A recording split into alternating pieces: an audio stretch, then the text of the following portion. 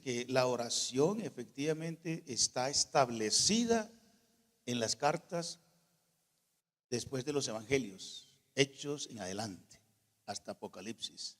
Y si usted y yo y la iglesia ora y tiene su base bíblica, no es un rito religioso más como las demás religiones.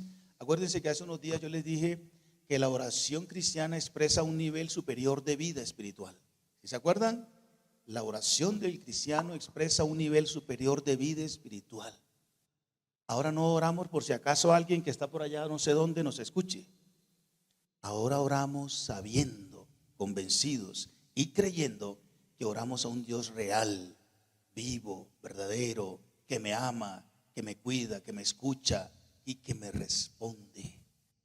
No algo abstracto, no un pedazo de yeso, de madera, de metal, al sol, a la luna, a las nubes, a la tierra. No, eso, nada de eso es personal. Oramos a un Dios personal, que es real, hoy, ahora, está aquí con nosotros, contigo, conmigo. Él está en su iglesia, Él está en los que ha redimido por la sangre de Jesús, como recordamos hace un momento. Entonces miremos que la oración se establece como una enseñanza fundamental para la iglesia a partir de Hechos en adelante. Para ello les invito a que veamos que la oración está establecida en las cartas después de Hechos en adelante como un mandato.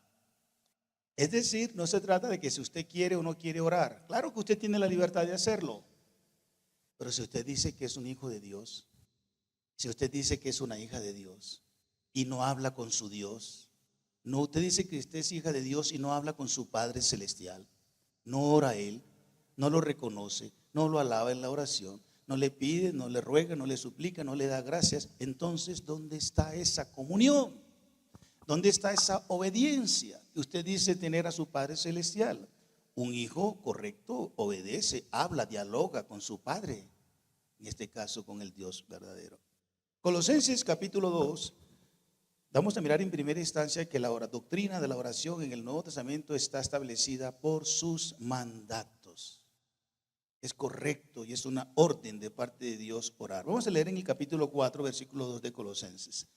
Colosenses 4:2. Dice así el sagrado manual de Dios. Miren cómo arranca, cómo inicia.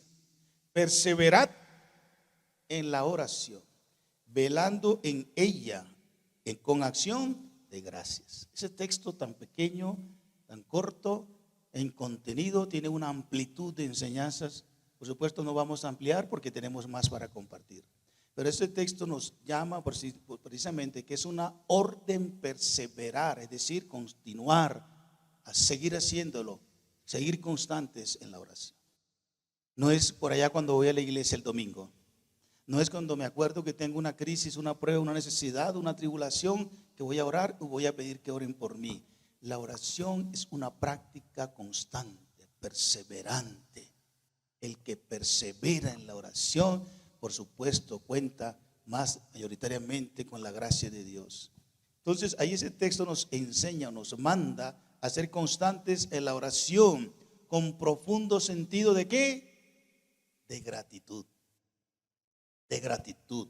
Perseverad en la oración y dice velando, es decir, estén listos, ávidos, despiertos a dar gracias. Porque comúnmente nosotros somos muy pidigüeños o pedigüeños. Estamos pidiendo y pidiendo y pidiendo y pidiendo. Bueno, cuando lo hacemos, pero nos olvidamos de dar gracias. A propósito, esta mañana cuando se levantaron, ¿cuántos dieron gracias? No levante la mano. ¿Cuántos dieron gracias al Señor por la noche de sueño, de descanso, de reposo? Porque mientras dormía los ladrones no se metieron a quitarle la cama y usted ni siquiera se hubiera dado cuenta. Estoy exagerando. Y cualquier otra cosa que ocurre todos los días, el Señor nos ha guardado. Y aquí estamos, un buen grupo, adorando al que vive por siempre. Así que, hermanos, el mandato es hacer constantes, perseverantes en la oración. Primera a Tesalonicenses 5:17, también encontramos allí otro mandato establecido doctrinalmente para la iglesia cristiana, para ti y para mí. Un texto muy conocido también por todos. uno de los textos más cortos de toda la Biblia, que tiene solamente 3 palabras. ¿Cómo dice? Iglesia, no se les escuchó. ¿Cómo dice? Más fuerte. Eso es. Orad sin cesar. Es decir, otro mandato. Es decir, orar incesantemente, constantemente, frecuentemente. No importa que haya sol, que no haya, que haya verano, que haya invierno, que haya mucho dinero, que no haya nada, que no haya crisis, que estemos en paz. No importa la circunstancia, debemos orar incesantemente. O sea, que se mantenga usted y la iglesia haciéndolo repetidas veces de una manera constante. También hallamos otro texto que nos ayuda a establecer y a identificar la doctrina de la oración en Primera a Tesalonicenses, ahí mismo el versículo 25. Versículo 25. ¿Cómo dice, iglesia? Oh hermanos, orad por nosotros. El apóstol Pablo, el superapóstol, así le digo yo, que tuvo tantos privilegios, tantas visiones, tantas revelaciones, pero seguía siendo un ser humano frágil, como usted y como yo. Él sabía la necesidad que tenía de que otros oraran a favor de él y también a favor de su equipo misionero. Por eso dice, hermanos, orad. Les manda a la iglesia en Tesalónica a que oren por él. Es bueno eso, admitir que somos débiles, frágiles, seres humanos, todavía no hemos llegado, todavía el Señor no ha venido por nosotros, todavía no somos impecables, todavía no somos perfectos. Vamos hacia eso y necesito de tus oraciones. A propósito, iglesia, yo necesito de tus oraciones. Hermanos, ora por mí, lo necesito. También soy frágil, de carne y hueso. El equipo de líderes que nos acompaña en la iglesia Alianza La Soledad también tiene luchas, debilidades, necesidades. Oren por mí, oren por mi familia, se los agradezco mucho. Oren por mis hermanos líderes que me acompañan en la administración de la iglesia. El Señor lo dice aquí de manera de mandato para ustedes y para mí, orar a favor de ustedes. Yo estoy obligado, si me lo permiten decir, y con todo gusto lo hago, orar por ustedes. Si hay algo que consideras que debo apoyarte en oración, llámame, llámanos, no te dé pena. Tú me necesitas, yo también. Nos necesitamos los unos a los otros. Por eso dice aquí, hermanos, orad por nosotros. El apóstol, ese gran apóstol, sabía que necesitaba de la ayuda de sus hermanos para que los apoyaran delante de Dios Padre. Primera Timoteo capítulo 1, ahí nos enseña también. Hay otra enseñanza bien interesante ahí. Busquemos por favor Primera Timoteo capítulo 2. Capítulo 2, versículo 1. Ahí, en ese versículo, dice a que se hagan rogativas, oraciones, peticiones y acción de gracias por los hombres en general y por los gobernantes. Dice así el texto literalmente: exhorto ante todo a que se hagan rogativas, oraciones, peticiones y acciones de gracias por todos los hombres. Vamos a agregarle el versículo 2. Por los reyes y por todos los que están en eminencia, para que vivamos quieta y reposadamente en toda piedad y honestidad. Estamos hablando de la doctrina, es decir, de la enseñanza que la iglesia debe seguir en aquella época y hoy y siempre. Y aquí se nos enseña que debemos orar también constante, frecuentemente, por todos los hombres. ¿Y todos los hombres cuántos son? Iglesia, ¿cuántos son? Todos. Por los que te caen bien. Por supuesto, por los que te caen mal no vas a orar. Amén. Bueno, están aprendiendo. Me suena eso muy bien. Muy bien eso que no me hayan respondido amén. Por los que no te caen bien. A propósito, ¿quién no te cae bien? No lo digas aquí. Hablamos después.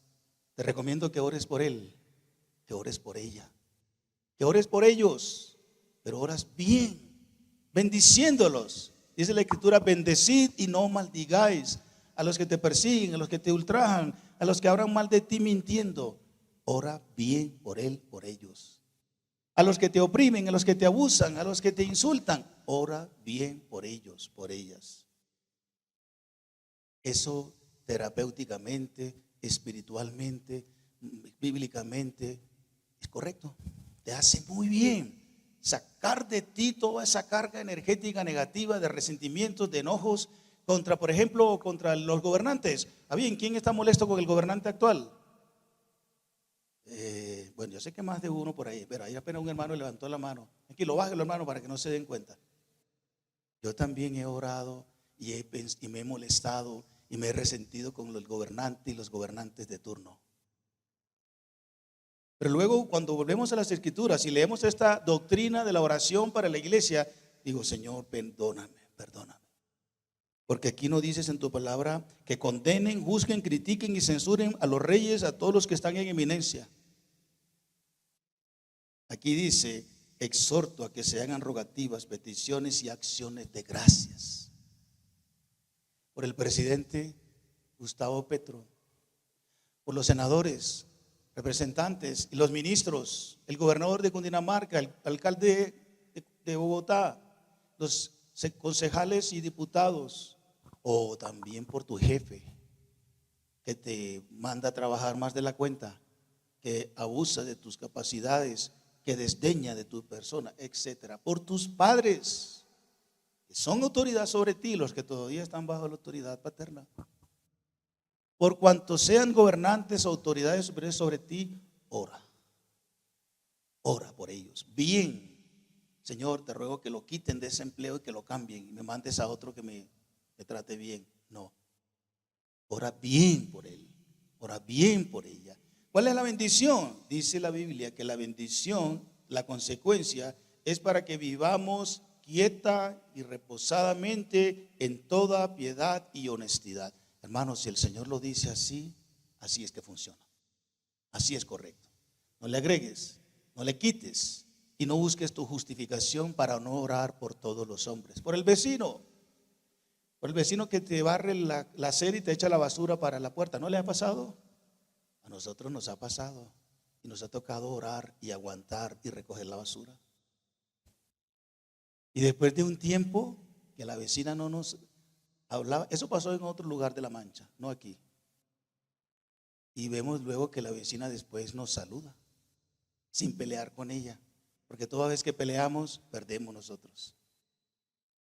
Hermanos, dice el Señor que debemos orar por todos los hombres. Eso es la doctrina para la iglesia.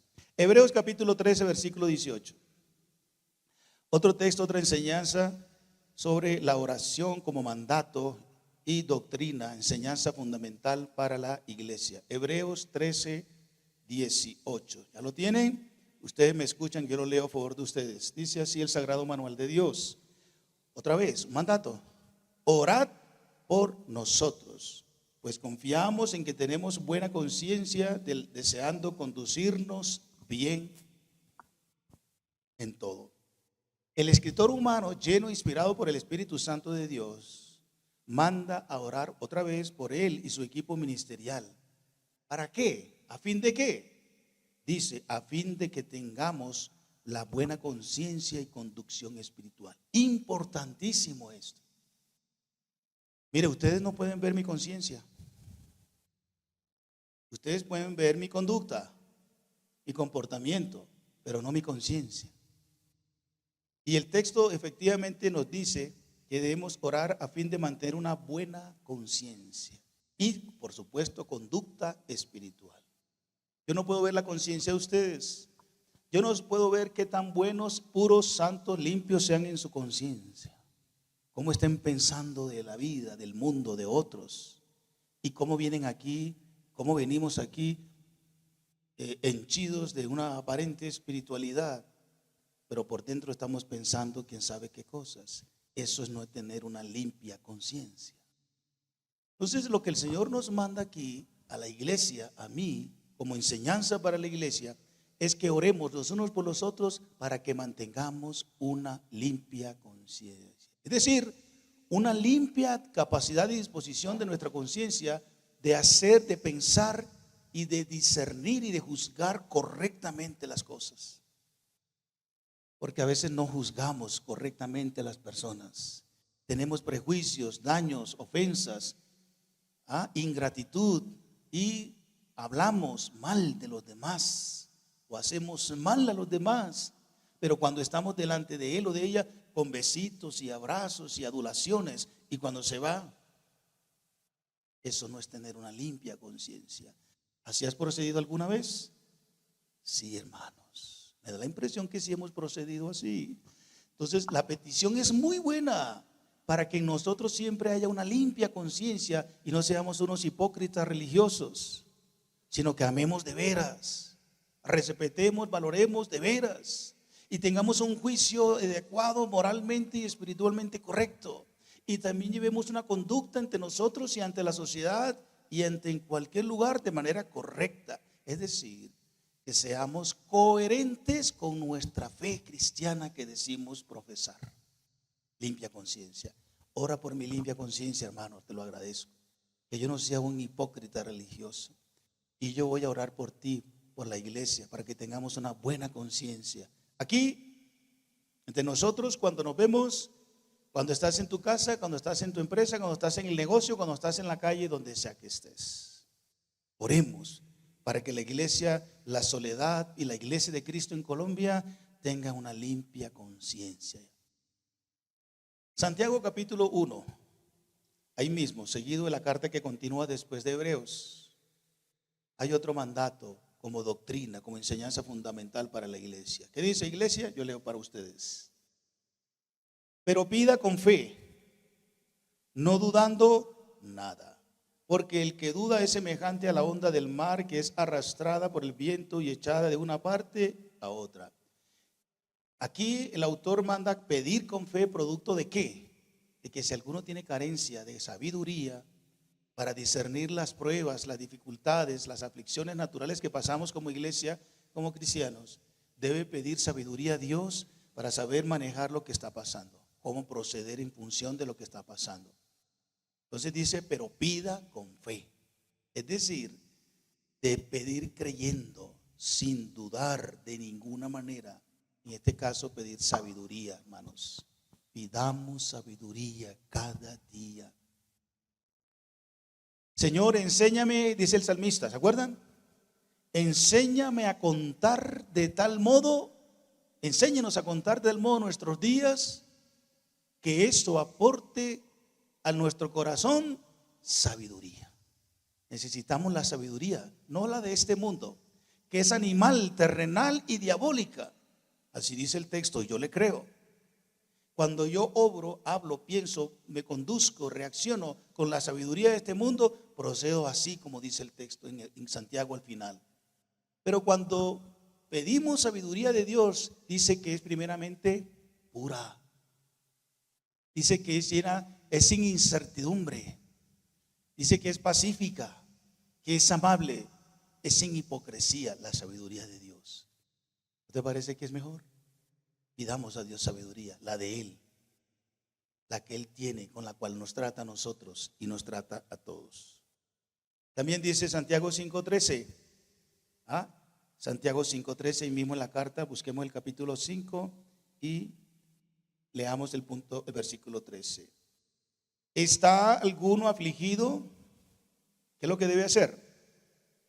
Haga oración. ¿Está alguno alegre? ¿Qué es lo que debe hacer? Cante alabanzas. Entonces, hermanos, la petición, o mejor, la enseñanza para la iglesia como doctrina fundamental es en medio de la aflicción, del dolor, la crisis, bien aflicción emocional, espiritual, física, social, conyugal, con los hijos, laboral, y cualquiera que sea el orden, ore constantemente, creyendo, sin dudar, pidiendo sabiduría. Ore y ore. ¿Sí? El Señor obrará en medio de la aflicción de acuerdo a su propósito para tu bien. Creamos su palabra cuando dice en Romanos 8:28, como dice, no olvide la primera parte, por favor. Y sabemos, esa parte que generalmente no la pronuncian, y esa parte es clave. Y sabemos, o sea, convicción, y sabemos que a los que aman a Dios, algunas cosas les ayudan a bien. Amén. ¿Qué pasó, hermanos? ¿Por qué se ponen así tan molestos? Así no dice el texto. ¿Cómo dice? Amén. Yo sí voy a decir amén yo ahora a ustedes, a favor de ustedes. Amén. Y sabemos que a los que aman a Dios, todas las cosas nos ayudan a bien. La parte que sigue también es importante, por favor, dígala. Esto es, a los que conforme a su propósito son llamados. Eso es, miren la importancia de ese texto en medio de las circunstancias adversas de la vida, que todos vamos a pasar y estamos pasando. El Señor Jesús, por lo que padeció, aprendió la obediencia. La tribulación, la crisis y la prueba es parte de la vida cristiana. No te frustres, no te desanimes, porque pensabas que no ibas a pasar aflicción siendo cristiana, entonces no te predicaron el verdadero cristianismo.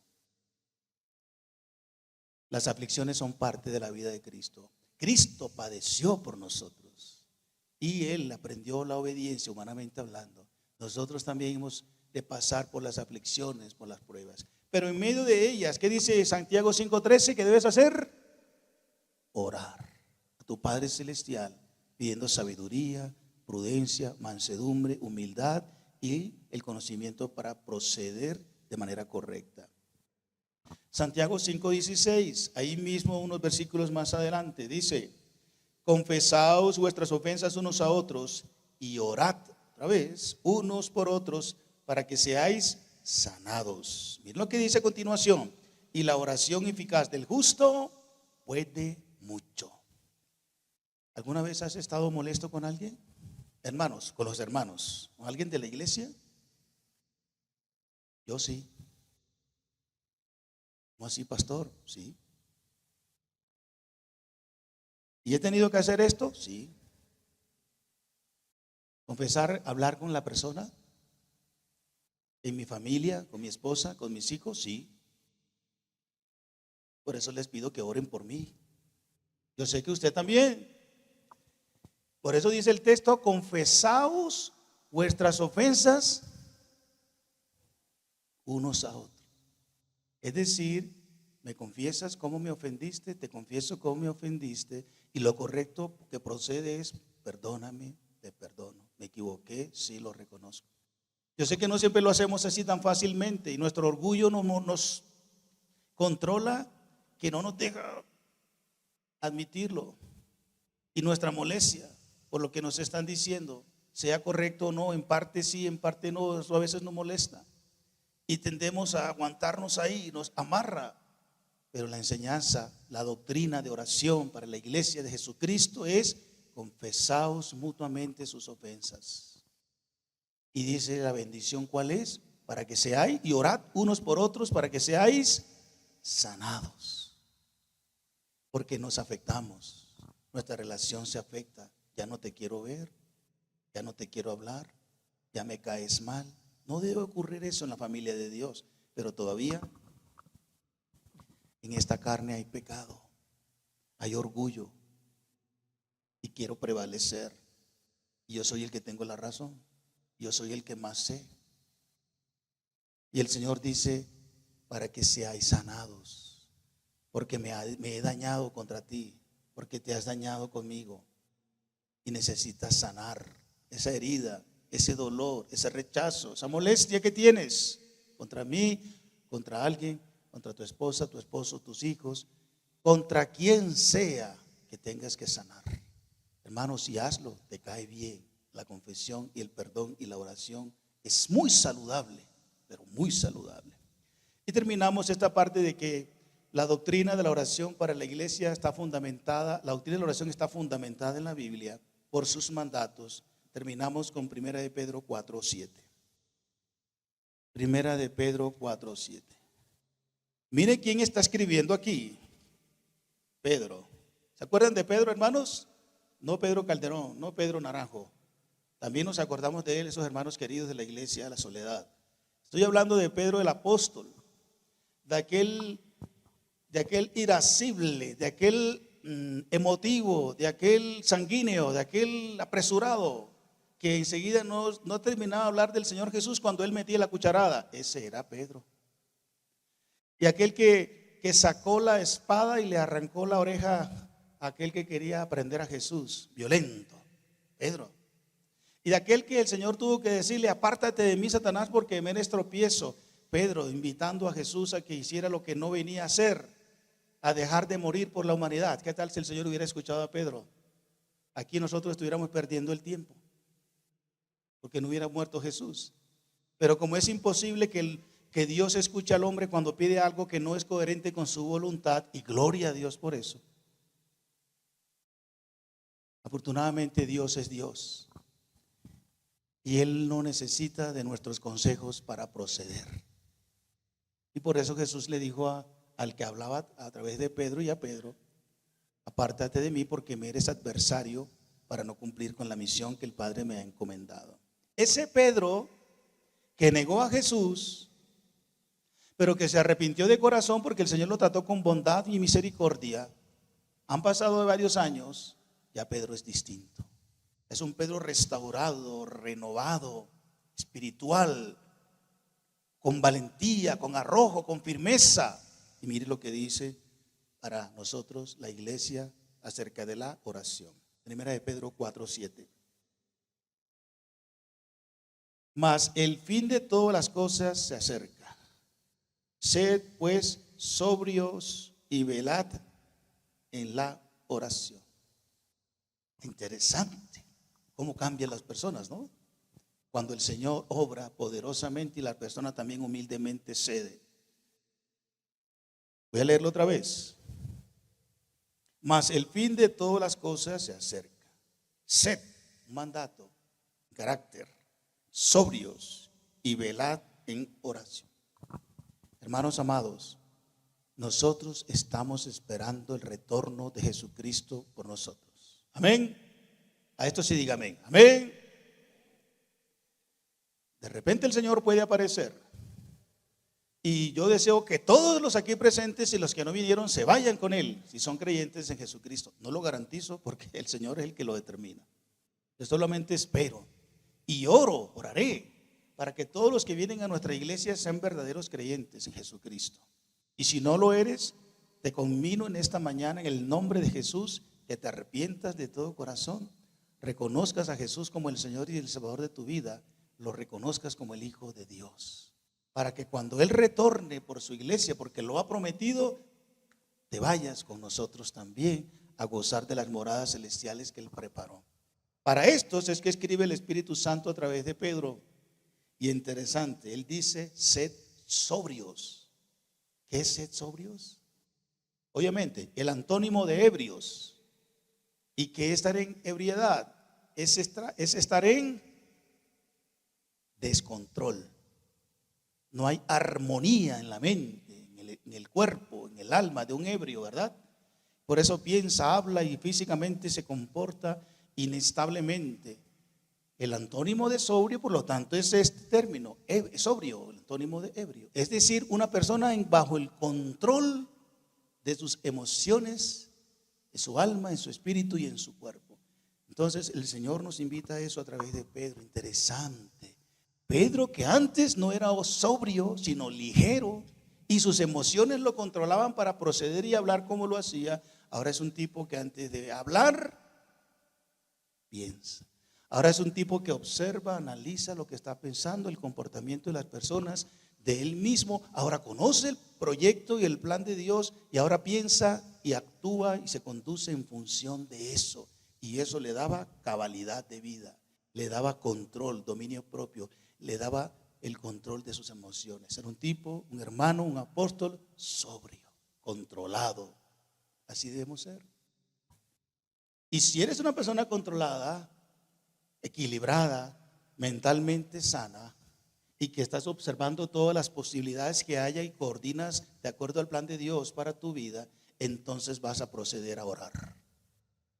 Porque dice, sé sobrio y orad ante la inminencia del retorno de Jesús. En este caso, el tema que está tratando Pedro.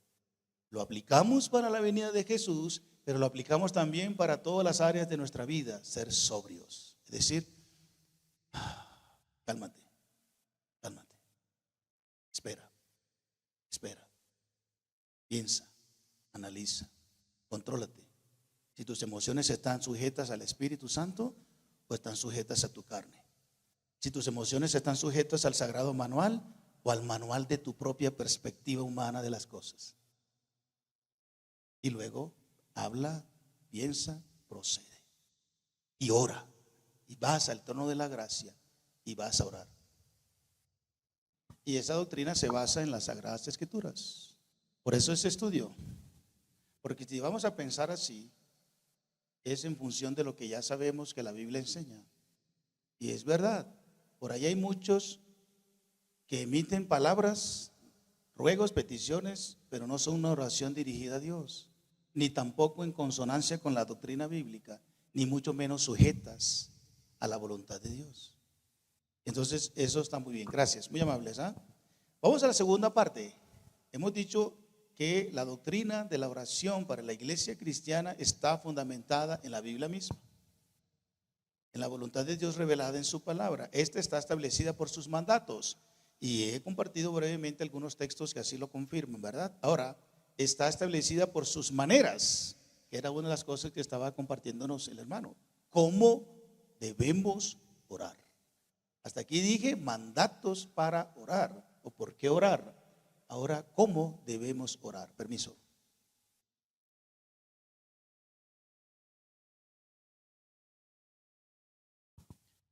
Admitiendo nuestra responsabilidad primero. Admitiendo nuestra responsabilidad y dependiendo del ministerio intercesor del Espíritu Santo a fin de orar convenientemente. Lo que intentaba comunicarnos mi hermano. Es la manera. Primero, admitamos nuestra incapacidad, nuestra insuficiencia, nuestra ineptitud. Hermanos, es que estamos ante el trono de la gracia. Estamos ante el majestuoso, ante el creador, ante el sublime, ante el perfecto Dios, ante el santo, santo, santo. Y nosotros, una miniedad con respecto a la grandeza del supremo Dios, y queremos reclamarle a Dios. ¿Creemos que estamos a la altura del supremo? Cuidado. Primero admitamos quiénes somos. ¿En qué nivel estamos comparados con Él?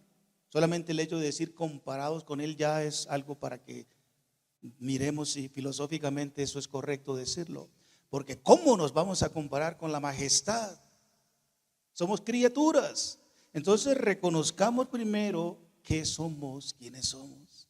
Y Él, el majestuoso, el supremo, el inmenso, en su amor y misericordia se digna en escucharte, en verte, en amarte, en perdonarte, en acercarse para tomarte para sí, para Él, en tenerte como su hijo, como tu padre. No tenemos mérito alguno. Nada hay que hemos hecho ni que podamos hacer que Él tenga que escucharnos. Mucho menos respondernos a algo. Si Él quiere no lo hace y no pasa nada. Él no se afecta para nada. Él no deja de ser Dios. Sin embargo, afortunadamente y gloria a su nombre, todo es lo contrario. ¿En qué sentido?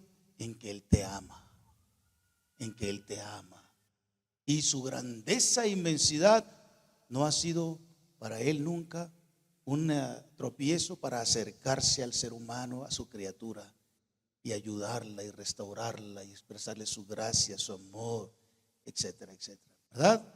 Pero seamos responsables a la hora de admitir esa nuestra realidad humana y nuestro pecado, y procedamos a confesarlo con total claridad, verdad, completo, y dependamos de la obra intercesora del Espíritu Santo, porque como decía usted, mi hermano, muy bien, ¿cómo hemos de pedir como conviene? No lo sabemos, pero agrega el texto en Romanos, pero el Espíritu Santo, Romanos 8:26, pero el Espíritu Santo nos ayuda en nuestra debilidad. Vea eso. El Espíritu Santo intercede ante el Padre a favor tuyo y mío. Y dice que cuadra, ayuda a que nuestra oración sea coherente con la voluntad de Dios, porque olvídate que Él va a responder algo que es contrario a su voluntad. Nunca Dios contraría su propia voluntad, su propio carácter. ¿Por qué? Gracias a Dios que es así. ¿Sabe que eso me da alivio? Me da un alivio tremendo cuando Dios no me responde lo que me perjudica. Porque yo no siempre sé cómo orar correctamente. Por eso antes de orar confiese, adore, alabe a Dios, sométase al Espíritu Santo para que luego la oración que va a proferir a Dios y la acción de gracias sea llevada por el Espíritu Santo. El Espíritu te controla y tú oras al Padre Celestial, y dice primero de Juan capítulo 5 que si le pedimos algo conforme a su voluntad, Él nos... Gracias, Padre, por no respondernos cuando lo que te pedimos no es conforme a tu voluntad. Porque muchas veces pedimos mal para lo que nos hace daño. Dios nos ama tanto que no nos responde lo que no nos conviene, siempre lo que nos hace bien. También la otra manera es orar constantemente y perseverantemente. Romanos, hemos leído algunas citas sobre esa tesis. Vamos a leer otra en Romanos 12:12. Romanos 12:12. Dice: gozosos ustedes, hermanos, estén como gozosos en la esperanza, sufran en la tribulación. O sea, la palabra sufrir ahí, la tribulación, es soporten la tribulación, aguanten la tribulación. Pero dice la otra parte: constantes en la oración. Eso debe caracterizar a la iglesia. Por eso estamos hablando de la dinámica doctrinal de la oración para la iglesia. Yo debo estar gozoso en la esperanza que Dios me ha dado, no en la esperanza que yo me he establecido, sino a la que Él me ha prometido. Yo espero es en Él, por eso mantengo gozo, alegría, porque confío en Él. Pero también en medio de la tribulación, en medio de la prueba, yo soporto, sufridos en la esperanza. Y dice constantes, y por lo tanto debo seguir orando.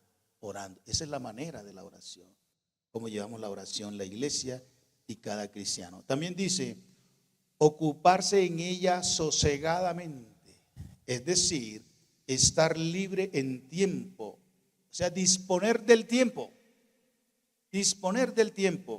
y otras actividades para dedicarse única y reposadamente a la oración, en este caso previo acuerdo conyugal. Primera a los Corintios 7:11. Vamos a recordar esa cita, por favor.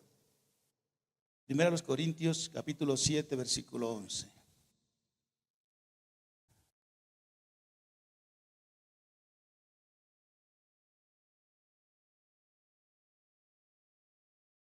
Ese no es la cita, el versículo 5. Versículo 5, ¿sí? Corrijan, versículo 5. Dice: no os neguéis el uno al otro, a no ser por algún tiempo de mutuo consentimiento, mutuo acuerdo. ¿Para qué? Para ocuparos sosegadamente en la oración. Ahí ocuparos, la palabra sosegadamente, ocuparos es dedicarse a eso. Y sosegadamente es como les estoy diciendo, que te den el tiempo, dese el tiempo, aparte el tiempo, para que usted se va a dedicar a eso. 1 hora, 5 horas, un día. Usted va a hacer un retiro espiritual, sola, solo, o como pareja, o como hermano. Por decir algo, lo que hacemos los miércoles o el día que los cojamos como iglesia, hay que dedicar el tiempo. Sosegadamente es dedique el tiempo. No a las carreras, no presionada, no presionado, no 5 minutos, no por cumplir. Sosegadamente es aparte ese tiempo. Usted tranquila, reposada, relajada, porque usted apartó esa hora, ese mediodía, ese fin de semana, ese retiro a la oración. Y hágalo exclusivo para eso. Generalmente estamos corriendo y vamos a orar, estamos pendientes del reloj. No estamos cumpliendo con esto, con esa manera. No digo que no estemos orando, sino sosegadamente, no. Estamos con afugias, de aquí para allá. Y ora, hermano, y demoras menos de un minuto en la oración. La oración hay que dedicarle tiempo. Estar a solas con Dios hay que dedicar tiempo, ¿verdad? También, ¿cómo debemos orar? ¿De qué manera? Orar con el espíritu y con el entendimiento. O sea, con la sensibilidad, percepción, comprensión y el juicio correcto frente a aquello que se expresa a Dios, nuestro Padre Celestial. ¿Dónde dice eso? Leamos una cita que nos ayuda a confirmar eso, esa manera de orar con el Espíritu. Eso está en 1 Corintios capítulo 14, 14 y 15. 1 Corintios 14, 14 y 15. Dice así el Sagrado Manual: porque si yo oro en lengua desconocida, mi espíritu ora, pero mi entendimiento queda sin fruto. Versículo 15. ¿Qué pues? En otras palabras, entonces, ¿qué hago?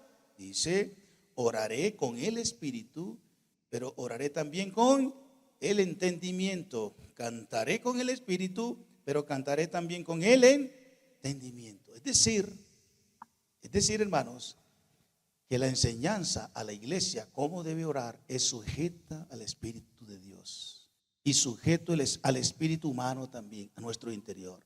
Es decir, que oremos consagrados o concentrados en el propósito, en el motivo, la oración, sujetos al Espíritu de Dios, pero también oremos entendiendo lo que oramos. ¿Entiende lo que estás pidiendo? ¿Entiende cómo estás orando? ¿Te estás escuchando cómo estás orando? ¿Lo que estás orando es conforme a lo que dicen las Escrituras? Yo quisiera pedir muchas cosas a Dios que no tengo, que creo yo que necesito y que quiero disfrutar, pero veo que la Escritura tiene para mí otro derrotero.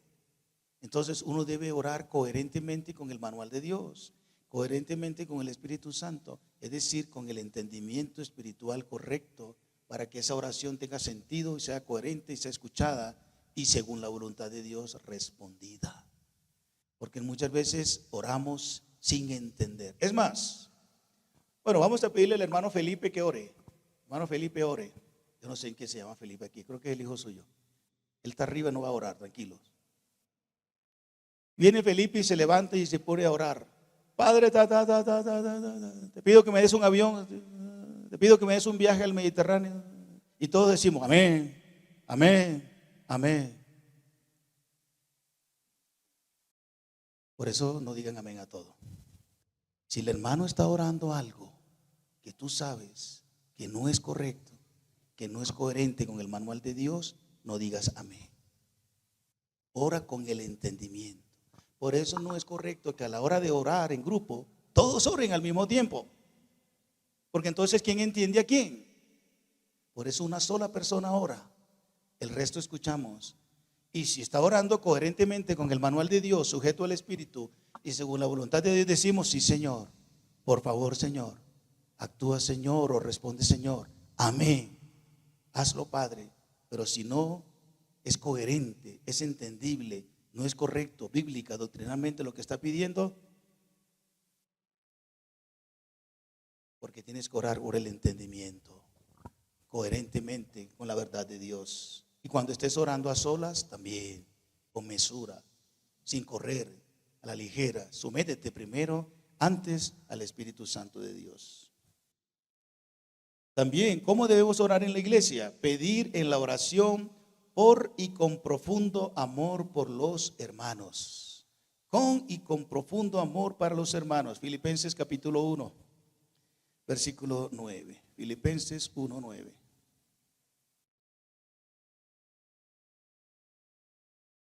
La carta del Espíritu de Dios a través de Pablo, apóstol, a los hermanos en Filipos, capítulo 1, versículo 9. Dice, y esto pido en oración, ¿qué?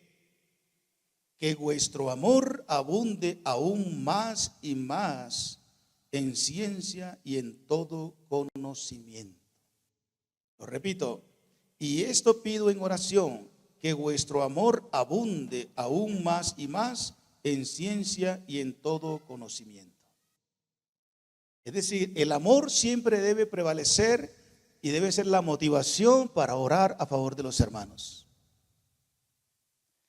Por eso decía inicialmente, por tus jefes, por las autoridades superiores, si hay alguien que te cae mal o te hace mal, ora con amor a favor de él o de ellos, de ella. Ora con amor genuino.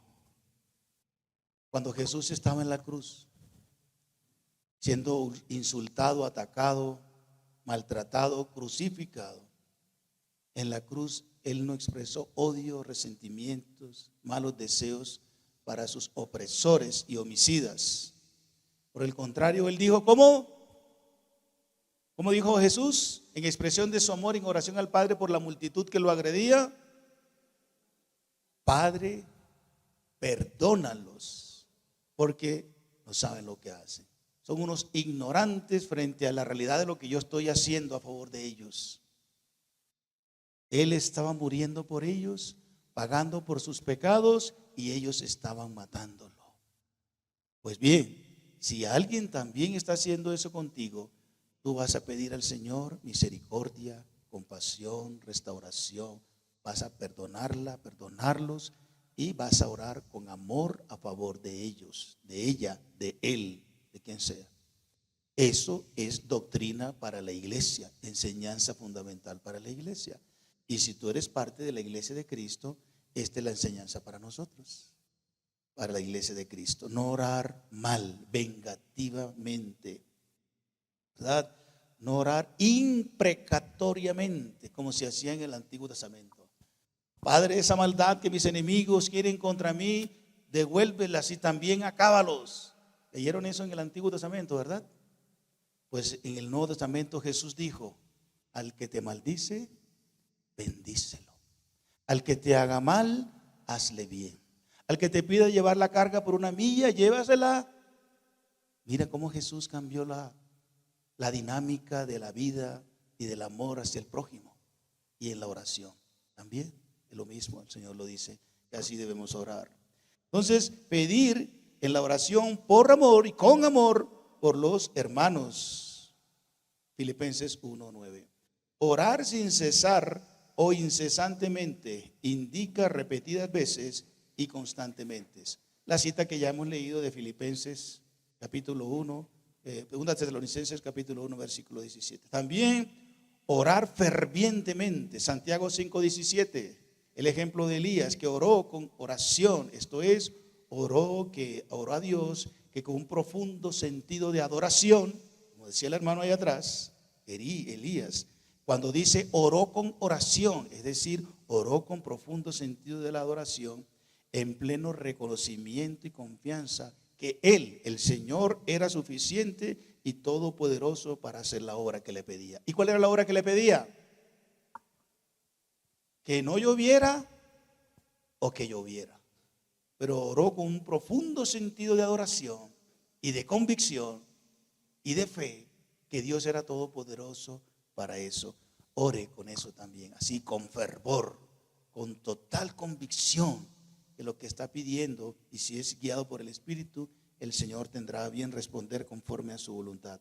Ore sin estorbos, debido a una vida, tratos o comportamientos impropios e indignos en la relación conyugal cristiana. Vamos a recordar esa cita. Primera de Pedro capítulo 3. Primera de Pedro capítulo 3, versículo 7. Primera de Pedro 3:7. Dice así el sagrado manual de Dios para nosotros. Maridos, ¿dónde están los maridos? ¿Dónde están los maridos? 1, 2, ¿y el resto qué se hizo? Bueno, maridos. Maridos, igualmente vivid con ellas sabiamente. ¿Cómo? Sabiamente. ¿Cómo? Dando honor a la mujer como a vaso más frágil. ¿Cómo más? Y como coherederas de la gracia de la vida. Ahora dice, para que vuestras oraciones no tengan estorbo. ¿Sabía marido eso? Que si nosotros no hacemos como está diciendo anteriormente, es decir, no vivimos con ella sabiamente, es decir, comprensivamente, inteligentemente, no damos a ella el honor que corresponde como vaso frágil, y no la tratamos como coiguales, coiguales, coherederas de la gracia y de la vida espiritual y eterna que tenemos, entonces nuestras oraciones van a ser estorbadas. De la habitación no van a salir, del techo no van a pasar. Esa sí dice la Biblia, esa es la condición, esa es una manera de cómo orar. Es decir, que hay que arreglar aquello, que hay que corregir aquello, para que también nuestras oraciones sean aceptas delante del Señor Dios, sin estorbos. Y por último, orando en el Espíritu Santo. Aquí señala la relación y obra misma que el Espíritu opera en la oración, en la vida de oración, para que ésta sea provocada, es decir, que producto de la intimidad, de la comunión, de la relación que cada uno de nosotros tenemos que vivir unidos, cerquita con el Espíritu Santo, entonces esa misma relación obra y promueve y produce oración. El cristiano que no ora con frecuencia, la cristiana que no ora con frecuencia, indica que no está viviendo una vida íntima en comunión con el Espíritu de Dios. Porque es ineludible que se vive en comunión con el Espíritu de Dios y no ores. Porque el Espíritu es el que promueve a que oremos. El Espíritu obra y se comunica con nuestro espíritu para testificar de que somos hijos de Dios. ¿No te ha pasado? A mí me ha pasado. Que cuando estoy en un tiempo de nota baja, ánimo bajo por algo que me tiene preocupado, que me he equivocado, que no estoy haciendo bien, algo a todos nos pasa, y creemos que la solución es darnos una licencia, un reposo, un descanso espiritual. Y ese descanso espiritual implica ¿qué? No orar, no leer la Biblia, no ir a la iglesia, no reunirse con los hermanos. Señor, voy a alejarme un momentico, un rato. Perdóname, pero no estoy ocupado, ahora no voy a tener nada contigo. Lo hemos hecho. ¿Y cuál es el resultado? Pecado, apatía, enfriamiento espiritual y peor, a veces hasta apartarse, descarriarse, dar lugar al diablo, al mundo, al pecado en nosotros, completo desastre. Me ha pasado, yo sé que te ha pasado. Entonces, hermanos, lo competente en este caso es orando en el Espíritu. Indica guardar esa intimidad y relación con el Señor a través de la oración con el Espíritu Santo, para que Él te provoque, te lleve a disfrutar de la presencia de Dios. Que sea una oración llevada, coordinada, ahí codo a codo con el Espíritu Santo de Dios. Qué lindo sería eso. Qué lindo es cuando es así. Y como estamos hablando del mismo Dios, el Espíritu Santo es Dios, el Padre es Dios, como enseñamos ya hace varios domingos atrás, la oración se dirige al Padre en el nombre de Jesús, guiados por el Espíritu Santo. Esa oración está garantizada. Esa petición, esa alabanza, esa adoración, esa actitud de gracias está garantizada, porque lo hacemos en armonía y comunión con el Espíritu. Así que lo primero que debemos proceder es eso: aliarnos, subyugarnos, subordinarnos al control del Espíritu de Dios.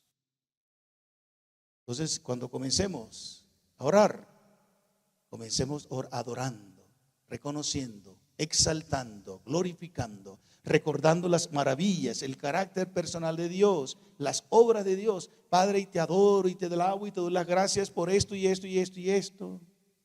Y ahora, Espíritu de Dios, me sujeto a ti, me subordino a ti. Contrólame, lléname, para que este tiempo de oración sea espiritual y mi oración sea acepta, coherente con tu voluntad. Me humillo ante ti, Señor. Protégeme no orar en mi carne, en mis caprichos, en mis deseos, en mis gustos, en mis planes, en mis proyectos, sino en los tuyos, en tu voluntad, que es buena, agradable y perfecta. Y hazlo así, continúa así, sé constante así, y te vas a dar cuenta cómo va a cambiar el asunto. Por lo demás, hermanos, que el Señor en su bendita gracia nos dé a todos humildad y sabiduría y perseverancia en orar. Hay más sobre esto, pero los voy a dejar descansar. Que el Señor en su bendita gracia nos dé el asimilar esto que hemos visto hasta hoy. Vamos a terminar por hoy este ciclo de enseñanza sobre la oración. Si hay algo más que preguntar al respecto, hablamos. Que el Señor en su bendita gracia nos dé a todos y por su Espíritu Santo y basados en su palabra nos mueva a orar. ¿Sí? Póngase de pie, por favor.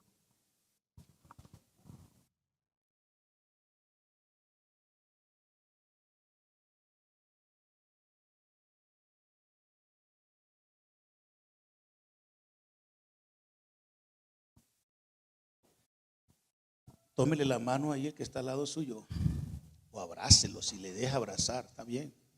Si es de su confianza, abrácela, abrácelo. Y si no es, solamente tómele la mano.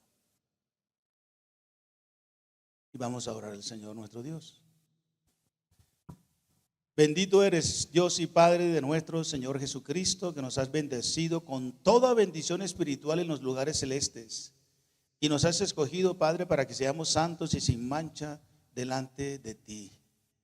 Gracias porque nos has llamado con llamamiento santo y irrevocable.